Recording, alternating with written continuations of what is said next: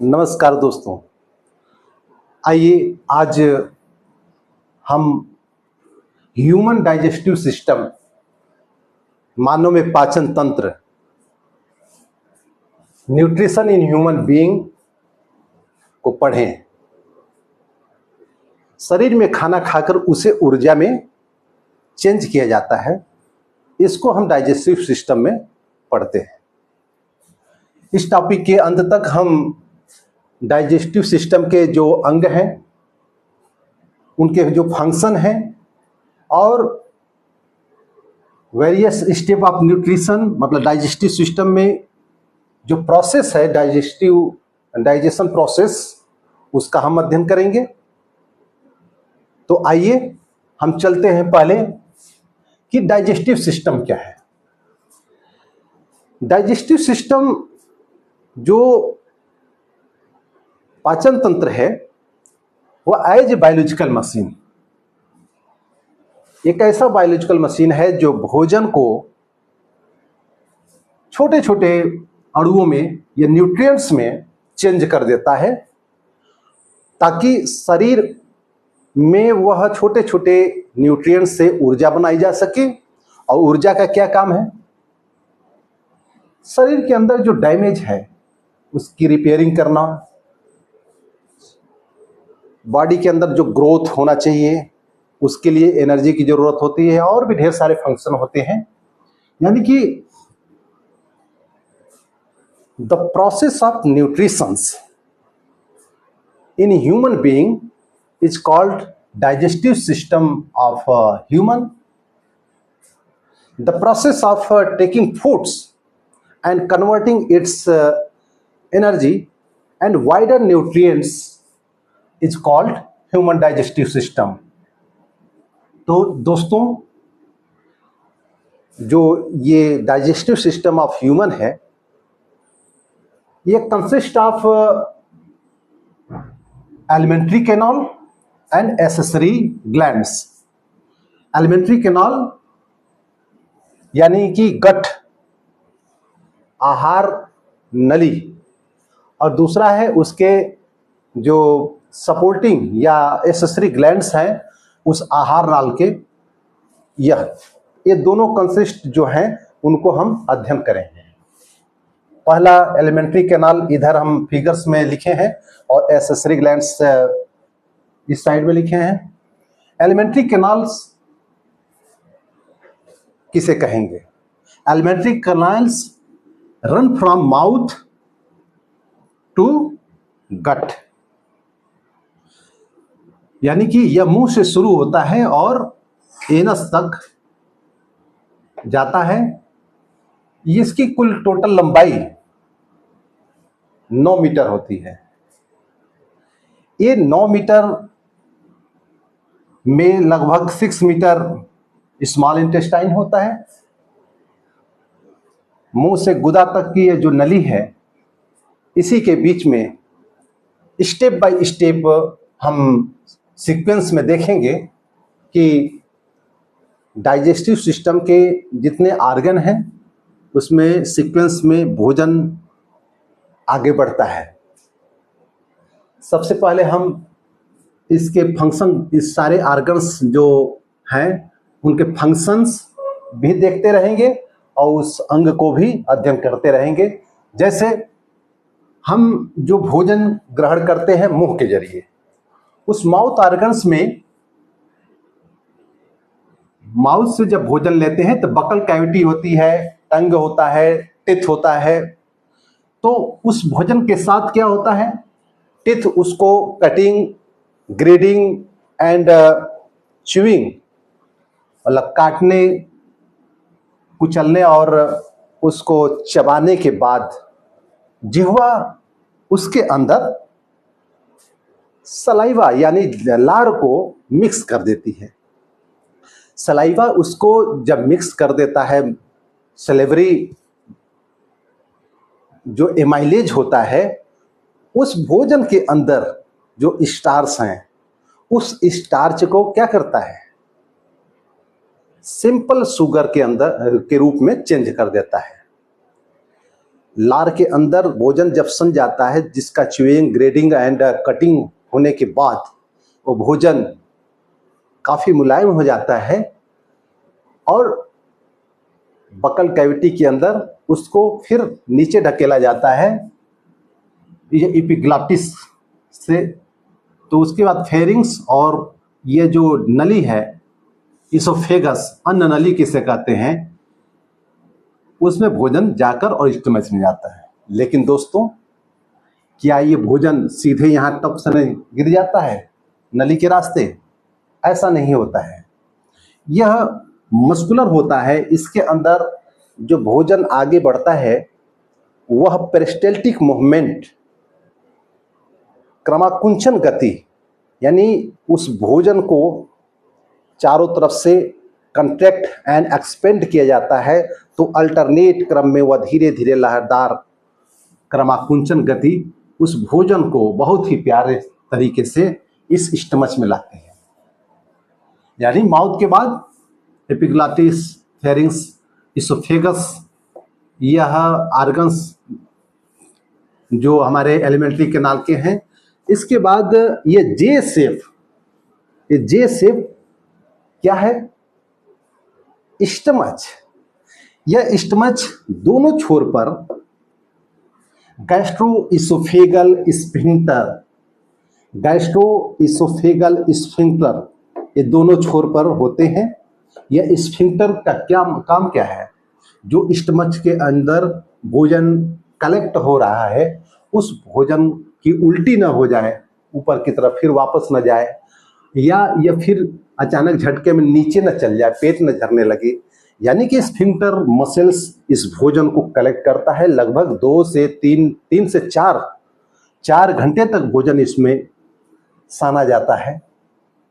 इस स्टमच के अंदर म्यूकस होता है, इसमें सिक्रीट होता है HCl, हाइड्रोक्लोरिक एसिड, काफ़ी व तीखा होता है। गैस्ट्रिक जूस इसके अंदर सिक्रीट होता है। उस गैस्ट्रिक जूस में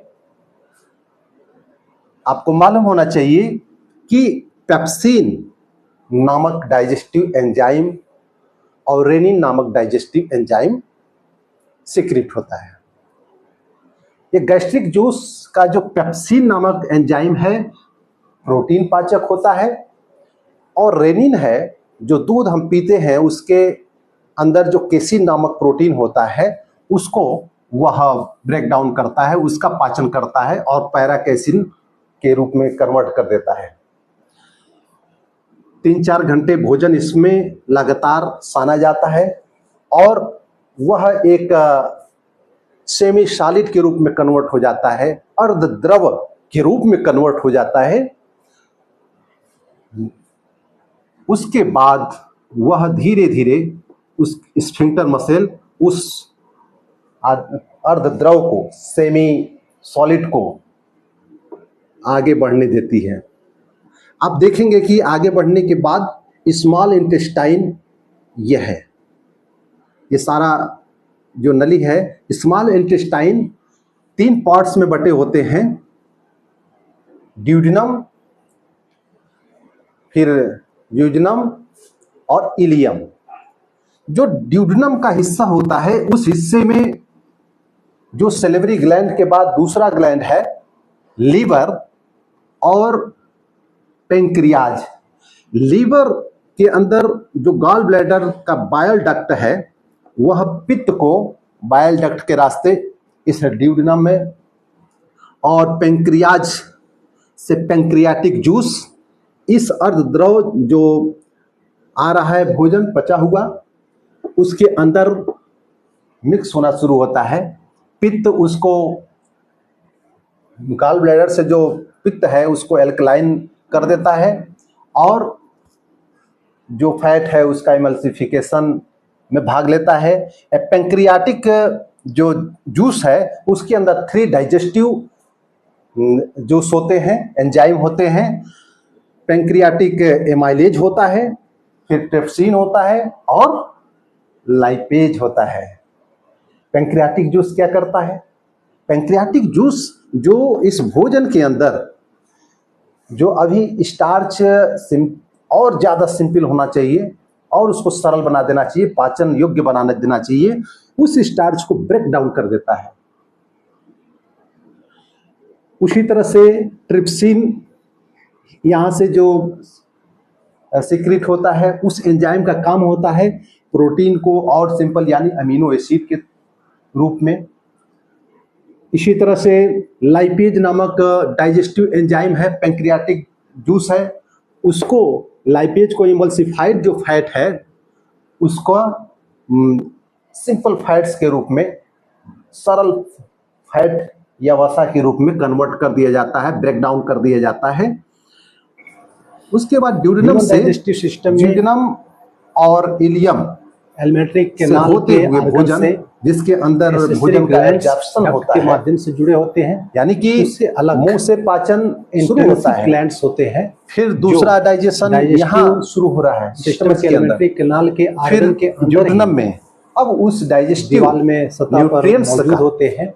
धीरे धीरे पाचन शुरू होता है। इसके अंदर माइक्रोविलाई होते हैं, finger like tiny finger like structures इस स्मॉल इंटेस्टाइन के अंदर उंगलियों जैसे प्रवर्ध होते हैं जो सरफेस एरिया बढ़ा देते हैं और भोजन को एब्जॉर्ब किया जाता है, रेनिन सीक्रेट करता है। तो उसके बाद हम देखेंगे कि large intestine Brunner's glands alkaline mucus भोजन पच जाने के बाद कुछ अवशेष होते हैं, वह लेबर हम इस लार्ज इंटेस्टाइन सीक्रेट करता है। बड़े क्लासेज में जिसको आप 3 भागों में कोलन, सीकम, लेक्टम, लेकिन अभी हम करते हैं इसमें लार्ज इंटेस्टाइन में भोजन आता है, मिनरल्स और वाटर इसके अंदर से एब्जॉर्ब हो जाते हैं और ग्लैंड्स जो मल तैयार होता है वो रेक्टम में संग्रहित होता है, कलेक्ट होता है और अपशिष्ट पदार्थ एनस से एक्सक्रीट हो जाता है।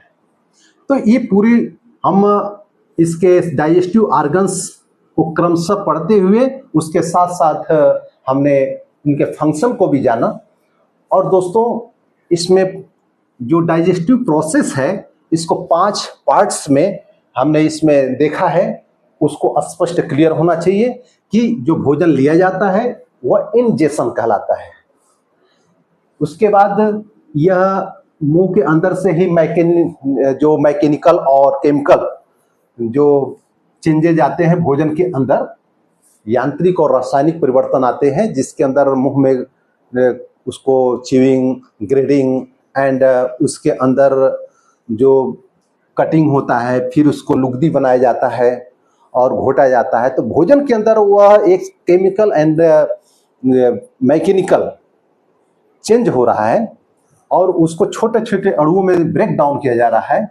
ये काम फिर इसके अंदर भी जो साना जा रहा है, ये सब डाइजेशन के अंदर अध्ययन करते हैं। ये डाइजेशन है, यानी मुंह से ही डाइजेशन शुरू होता है, स्टमच फिर ड्यूडेनम, ये डाइजेशन है।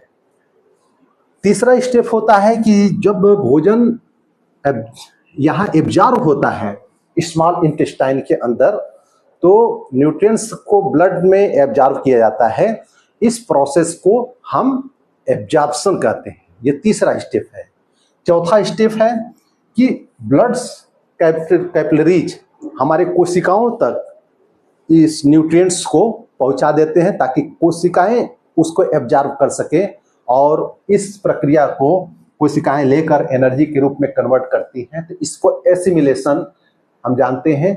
और लास्ट इस डाइजेस्टिव प्रोसेस का जो स्टेप है उसको ईगेशन कहते हैं।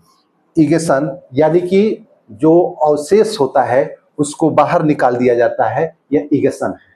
तो दोस्तों इस तरह से हमने इस पूरे टॉपिक में डाइजेस्टिव सिस्टम क्या है, उसके मुख्य अंग कौन कौन से हैं, उनके फंक्शन कौन कौन से हैं, पाचन की प्रक्रिया क्या है, इसको जाने। और आपसे कुछ अंत में सवाल करेंगे, उसको कमेंट बॉक्स में नीचे आप लिखिएगा, वैसे हम डिस्क्रिप्शन में बताने की कोशिश करेंगे। तो दोस्तों इस पाचन तंत्र में आप देख रहे हैं कि एक मैच्योर इंसान है, उसके अंदर काफी मात्रा में HCl बनता है जो लोहे तक को पचा सकता है। तो वह इस स्टमच को क्यों नहीं पचा देता है, उसको क्यों नहीं गला देता है, ये आपसे मान लीजिए कि एक पहला क्वेश्चन है, इसको कमेंट बॉक्स में दीजिएगा। एक मनुष्य में लगभग एक दिन के अंदर कितने लीटर लार तैयार होता है? ऑप्शन है आधा लीटर, 1 लीटर, 2 लीटर, 3 लीटर। आप इसमें आप आंसर बताइएगा। तीसरा क्वेश्चन है कि स्मॉल इंटेस्टाइन की टोटल लंबाई कितनी होती है? आप कमेंट बॉक्स में इसको लिख के बताइएगा।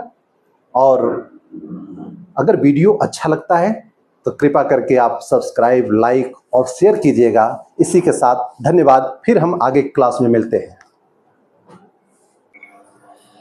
ह्यूमन डाइजेस्टिव सिस्टम में एलिमेंट्री कैनाल के आर्गन से एसेसरी ग्लैंड्स डक्ट के माध्यम से जुड़े होते हैं। उससे अलग इंट्रिंसिक ग्लैंड्स होते हैं जो डाइजेस्टिव सिस्टम के एलिमेंट्री कैनाल के आर्गन के अंदर ही दीवार में सतह पर मौजूद होते हैं। इसमें मुख्यतः स्टमच, स्मॉल इंटेस्टाइन और लार्ज इंटेस्टाइन को हम अध्ययन का विषय बनाते हैं। स्टमच के अंदर गैस्ट्रिक ग्लैंड्स जो एसिड, म्यूकस और पेप्सिनोजेन, रेनिन सीक्रेट करता है। Small intestinal glands Brunner's glands alkaline mucus secrete करता है। Crypts of Lieberkuhn digestive enzyme secrete करता है। लार्ज इंटेस्टाइनल ग्लैंड्स में ग्लोबुलर सेल होते हैं जो म्यूकस सीक्रेट करते हैं। इसे भी हमें ध्यान देने की ज़रूरत है। जो हमारे डाइजेस्टिव सिस्टम में एसेसरी ग्लैंड से अलग इंट्रिंसिक ग्लैंड्स होते हैं।